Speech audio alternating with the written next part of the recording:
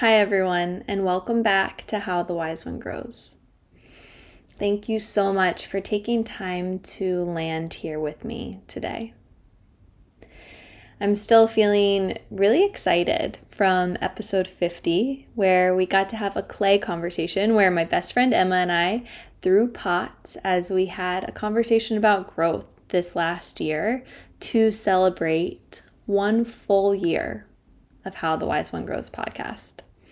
And I get a little ushy gushy and gooey fawning over how much each of you mean to me and how much this podcast means to me in that episode. Definitely go back and give it a listen, or you can watch us through on YouTube, which is pretty fun too. But we're here, right? We made it. And as I have been reflecting back on that conversation and reflecting back on a lot of the growth that's taken place this last year, it reminded me of a concept that I learned in a Buddhism class in college that I'm really seeing come into play more and more in my day-to-day life right now, which is really cool to see something that years and years ago I learned. And it took some serious watering for this seed to start to bloom. It took time, it took patience, it took a lot of nurturing and nurturance for this seed to bloom. But I'm starting to see like little sprouts come up, which is really cool. So the concept that episode 50 had me reflecting on is one of the suttas about 2 darts or 2 arrows. And essentially it says that in life, you're going to inevitably get hit by some darts, right? There is often a first dart, and that is pain. That is something that is inevitable. It's going to happen. It's a part of being human. It's not always in our control, right? But often we throw a second dart at that pain. And this second dart is optional. This second dart is suffering. So the first dart is like the physical pain we get hit with, and the second dart is the mental affliction and agitation we add on to it. I was thinking about it this way today. It's like if you were walking down the street, right? You're just like going about your day and you get hit by a dart and you start bleeding and you're in pain and it hurts. Would you go and get help and tend to that wound, address it, help it mend so you can start to heal? Or would you pretend it wasn't there or get mad at yourself and beat yourself up for the fact that you got hit? And I think a lot of us do the latter, right? When there's pain, rather than just being like, okay, right now I'm bleeding. How can I tend to this pain? How can I tend to this uncomfort or discomfort right now? We tend to resist it or add all these stories around it. These are the second darts that come in and add unnecessary suffering.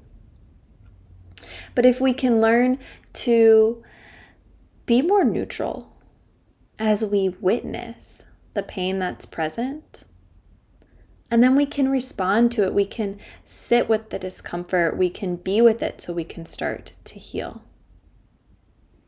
So I think a lot of what I'm kind of exploring and learning more and more is that a lot of life, there's going to be pain. We can't escape that. But the suffering is optional. And that's what we work on. I think that I find my meditation space to be where I practice not throwing the second dart, right? It's like you're sitting there and all these darts are coming at you. Like I'm getting darts about the dishes in the sink or the lawnmower outside or the thing I didn't do yesterday. So instead of throwing a second dart at that and getting mad at myself for having those thoughts, I practice just witnessing it. Witnessing the things that are arising, and then choosing to breathe, choosing to be with, those things that are a part of the present moment, and then putting my attention where I want it to go. So that's what we're going to practice in our meditation time together today, is just witnessing the darts that we're throwing at ourselves? And can we at least try to slow down or become aware of those second darts? And maybe even not throw some of them. So settle in, find a space that feels safe and supportive for you if you haven't already. And we'll get started.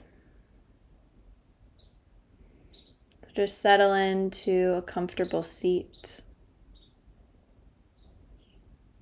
I recently upgraded my yoga block that I've been sitting on during meditation for years to I was gifted a set from Hugger Mugger, this beautiful Zafu and Zabuton set, which is a meditation cushion and pillow.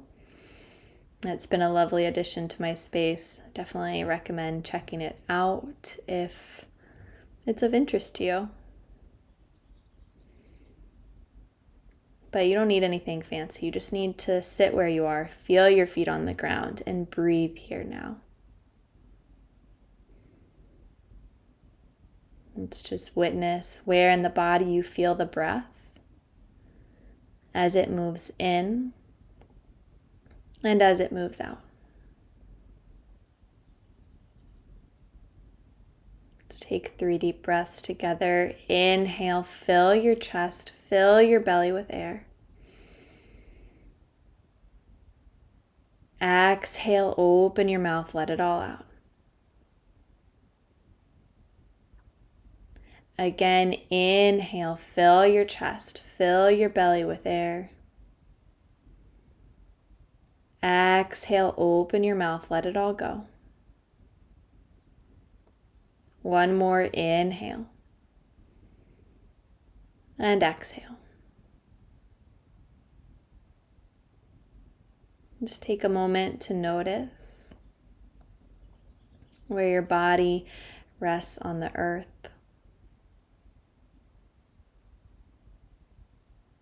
And let yourself feel the support of the earth beneath you, right? Like this ground, this earth has held so many things before you. It has been through so much. It has you here. It can hold you. It can hold whatever you're holding. So see if there's anything that you can release into the earth beneath you right now.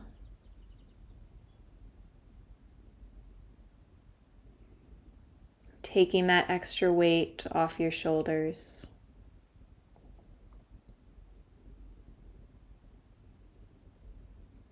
Let the shoulders soften down the back.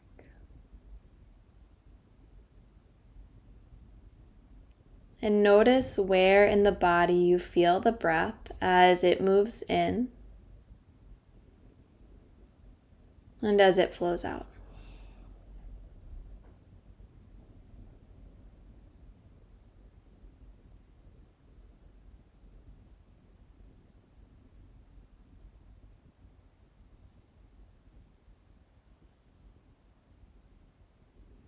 And as we sit, I want you to notice. Maybe when there's that first start, maybe your foot starts to fall asleep, or there's an itch that you want to scratch, or a thought racing through your mind.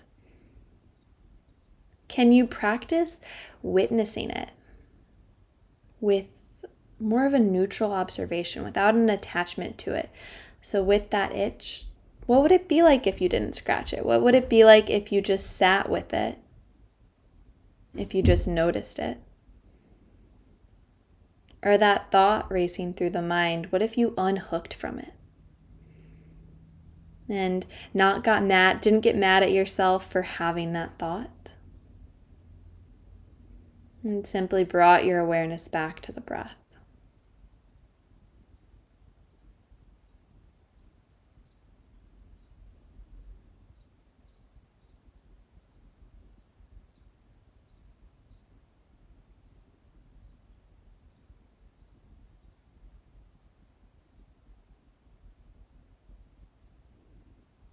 So let yourself notice the first starts as they arise.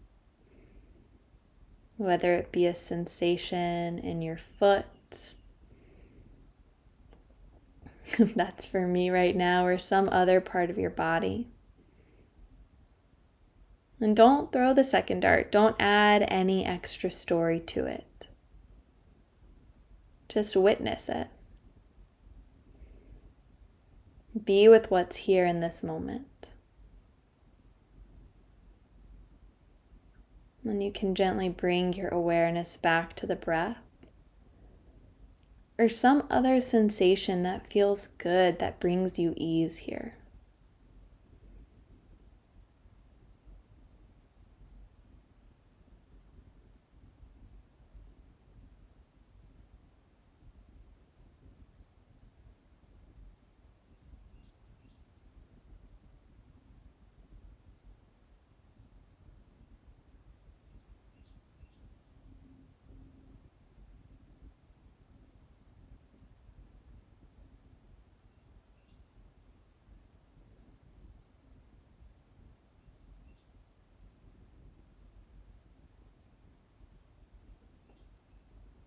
Noticing the sounds that might be around you.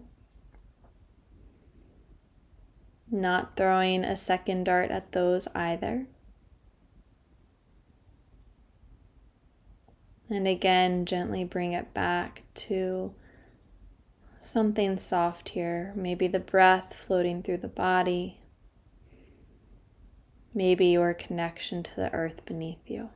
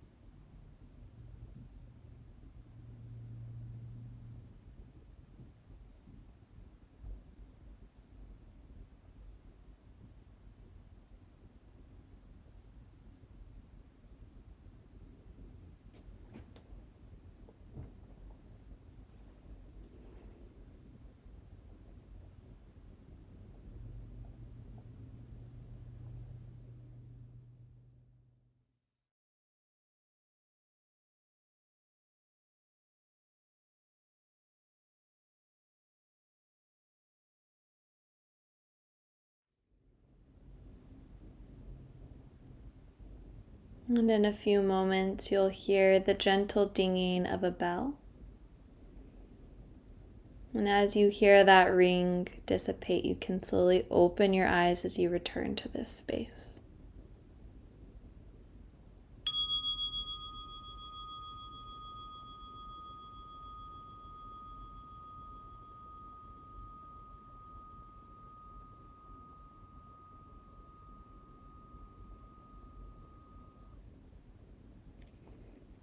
Just take a moment to notice how you feel here, how your body feels, and how your mind feels. And I invite you to explore as you move through the rest of your day. What would it be like if you didn't throw that second dart? Can you witness the pain that's present, the discomfort that arises, and not add any additional suffering onto it? Thanks for joining. You all mean the world to me. And until the next time, let's keep taking it one breath at a time. Thank you so much for taking the time to listen to How the Wise One Grows today. If this podcast has been impactful in your life, can you support it by following and subscribing to this podcast on your favorite streaming platform? This will make sure you never miss an episode. All you have to do is go to the show page for How the Wise One Grows and hit the plus or the follow button in the top right-hand corner. While you're there, go ahead and leave a review, preferably a 5-star review, and share an episode with someone you love in your life. And if you want to support even further, you can join the How the Wise One Grows Dream Team and become a part of a group of magical people who support this podcast every month. And you'll even get a special shout out in an upcoming episode. Until the next time, let's keep taking it one breath at a time.